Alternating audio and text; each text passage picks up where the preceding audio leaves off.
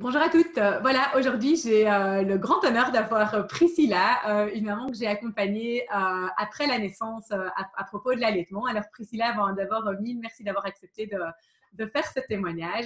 Et en fait, pour commencer, je propose tout simplement tout de suite de te présenter, de nous dire un petit peu qui tu es. Je suis maman maintenant de deux enfants, un petit garçon qui a bientôt 2 ans et demi et une petite fille qui est née fin mars, euh, qui est née à 37 semaines et 2 jours après avoir été provoquée Mhm. qui a fait une jaunisse après la naissance et donc l'allaitement a été difficile, d'où le fait que je t'ai appelée. Voilà, donc dis-moi un petit peu, voilà, pour résumer la situation dans laquelle tu étais, donc voilà, c'était un accouchement provoqué, il y avait une jaunisse assez forte, hein, tu as dû aller à Oui, l'hôpital, 48 heures 3 jours. pendant 3 jours, voilà. Et donc c'est à ce moment-là en fait que tu m'as contacté, en tout cas on s'est eu un petit peu par message. Et donc est-ce que tu pourrais me dire au moment où tu m'as contacté quelles étaient un petit peu tes attentes? Qu'est-ce que tu espérais à ce moment-là? J'étais complètement perdue par rapport à l'allaitement et en fait avec un allaitement qui s'était pas bien passé pour un premier, j'avais vraiment des craintes que ça recommence enfin qu'on reparte dans la même spirale pour le deuxième parce que le premier c'était aussi à cause d'une jaunisse que je n'avais pas pu allaiter mais qui s'était déclaré beaucoup plus vite et beaucoup plus fort et donc lui n'avait vraiment pas tété que ici elle avait tété donc voilà, j'avais quand même de l'espoir de pouvoir y arriver et via ton accompagnement, ben, j'avais cet espoir d'être coachée en fait et de savoir que je pouvais poser mes questions quelque part et d'avoir des trucs et astuces et d'être soutenue pendant les périodes où j'avais l'impression que j'y arriverais pas. Oui, c'est ça. Et parce qu'en fait, elle avait la jaunisse et du coup, elle prenait pas de poids aussi, hein. Donc il y avait ce double. Elle prenait pas de poids. Elle prenait pas de poids. Elle ne voulait plus se mettre au sein parce qu'elle était trop apathique. Et du coup, ben, j'ai dû commencer à tirer mon lait. Mais quand je tirais mon lait, j'avais l'impression que je tirais pas grand-chose. Ben, on a dû lui donner des compléments parce que ben, elle n'était pas suffisamment en forme que pour n'avoir que mon lait. Voilà, je voyais un petit peu une spirale infernale en me disant que j'allais jamais m'en sortir et que j'allais devoir passer au lait artificiel parce que j'avais pas assez de lait. Est-ce que tu pourrais nous dire deux petits mots? Alors, parce que c'est vrai que je t'ai proposé de tirer ton lait. Et c'est toujours un peu la grande crainte des mamans, c'est quand je dis, voilà, on va commencer à tirer ton lait pour stimuler la production et pour... voilà, comment ça s'est passé? Combien de temps est-ce que tu as tiré ton lait? Comment ça s'est passé? Dans quel état d'esprit tu étais? Est-ce que c'était si horrible que ça, de tirer ton lait? Euh, j'ai tiré mon lait, j'ai tiré mon lait du dimanche au vendredi, toutes les 3 heures, comme tu m'avais dit. Mhm. Et j'ai gardé le tire-lait que j'avais loué jusqu'au lundi, plus de me dire que j'avais le tire-lait en secours au cas où elle ne était pas bien, que j'ai pas Mhm. utilisé du coup pendant 3 jours. Mais voilà, psychologiquement, je l'avais à la maison. Quand j'ai dû commencer à tirer mon lait, ben, de nouveau, je pense, par l'expérience antérieure, je me suis dit ça marchera jamais. Enfin, vraiment, j'y croyais pas. Enfin, en fait, au départ, j'y croyais pas. J'avais l'impression que j'arriverais jamais à allaiter un enfant. Voilà, vu l'accompagnement que j'ai eu avec toi, le soutien à l'hôpital aussi, ben, quand même des infirmiers, médecins, etc., qui encourageaient vraiment à tirer leur lait. Ben voilà, je me suis dit, allez, je me donne jusqu'à la fin du week-end. Et en fait, ben, le vendredi, j'ai vu qu'elle avait repris du poids et que ben, du coup, mon allaitement était parti, quoi. Donc ça m'a encouragée. Est-ce que tu as vu une différence entre les conseils que tu avais reçus pour le premier et maintenant pour ton deuxième bébé? Est-ce que tu as vu d'un point de vue un peu technique de l'allaitement, est-ce que ça t'a aidé? Est-ce que tu as vu une différence dans les conseils reçus?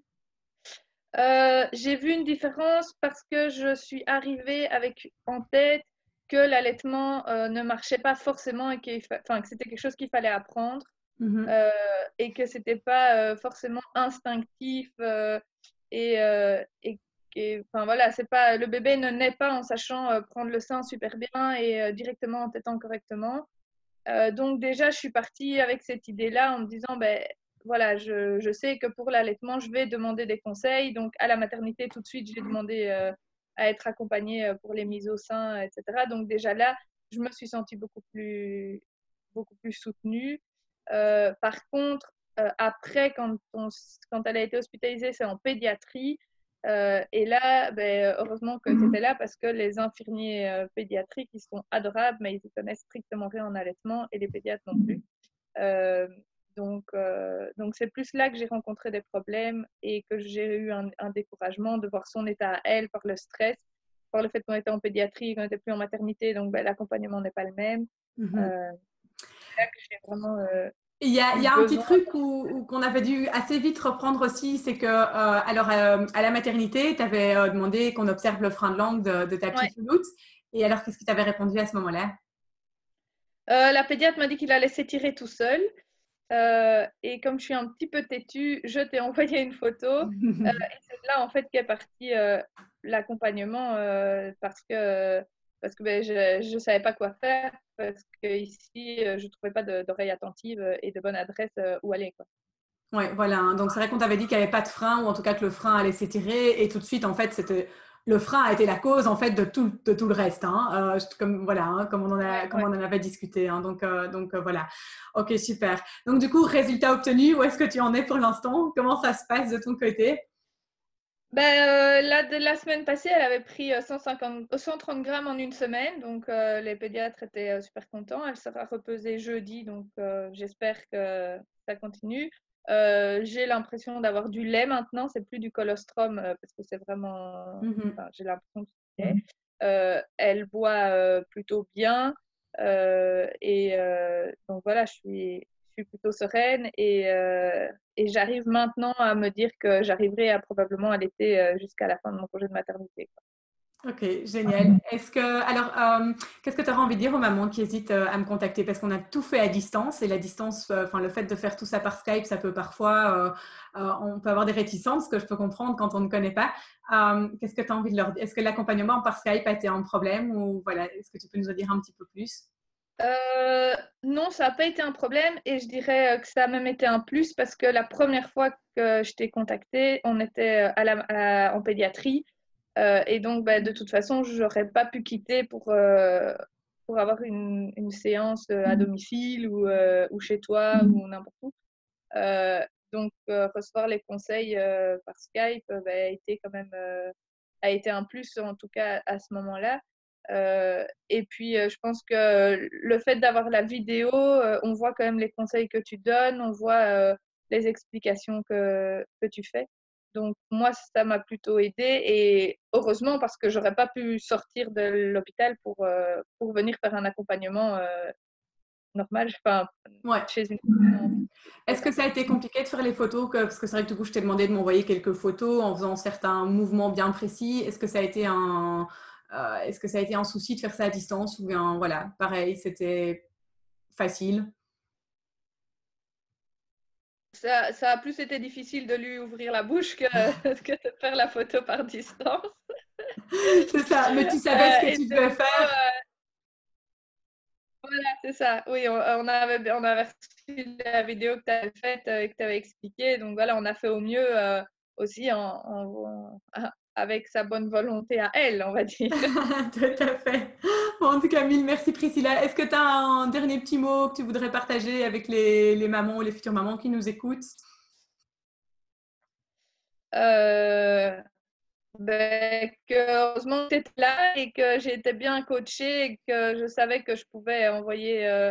Voilà, on s'est vu 2 fois en consultation, mais je savais que je pouvais continuer à quand même poser mes questions et à t'envoyer des messages. Et ça fait une oreille attentive sur quoi on peut se poser et en qui on a confiance, donc c'est bien. Bon, ben super. Ben, écoute, Priscille, je te remercie mille fois pour ton témoignage. Je te souhaite un allaitement comme tu le souhaites jusqu'au bout de ton congé de maternité. Il n'y a pas de raison il y a pas de raison que ça ne fonctionne pas. Maintenant, tout est lancé. Donc maintenant, voilà, à vous de jouer, je dirais. Merci beaucoup et à très Ouais, bientôt. merci à toi.